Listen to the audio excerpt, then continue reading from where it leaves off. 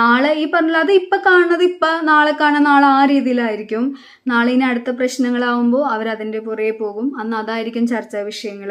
തിങ്ങി നെരുങ്ങാൻ പോണത് തീർച്ചയായിട്ടും ഞാൻ ഉൾപ്പെടെയുള്ള നമ്മളായിരിക്കും. അപ്പോൾ എപ്പോഴും പോസിറ്റീവായിട്ട് എല്ലാത്തിനെയും നോക്കിക്കാണാനും ഓൺ സ്പോട്ട് കാര്യക്ഷമതയോടെ പ്രവർത്തിക്കാനും ആശയങ്ങൾ കൈമാറാനും തീരുമാനങ്ങൾ എടുക്കാനുള്ള പക്വത നമ്മൾ കാണിച്ചു കഴിഞ്ഞാൽ മാത്രം നല്ലതായിട്ട്, അല്ലെങ്കിൽ നമ്മൾ വിചാരിക്കുന്ന രീതിയിൽ പോകാം.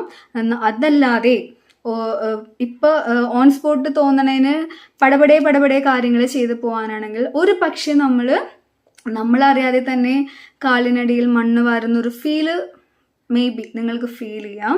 ഞാൻ നിങ്ങളെ ഉപദേശിക്കുന്ന ഒന്നുമല്ല കേട്ടോ, എൻ്റെ ഒരു വിഷമം കൊണ്ട് ഞാൻ പറയണേണ്. കാരണം വലിയ വലിയ പ്രശ്നങ്ങൾ ഒരു സൈഡിൽ കൂടി നടക്കുമ്പോൾ വേണ്ടവണ്ണം എങ്ങനെയോ അതൊന്നും അല്ല നടക്കണം കേട്ടോ.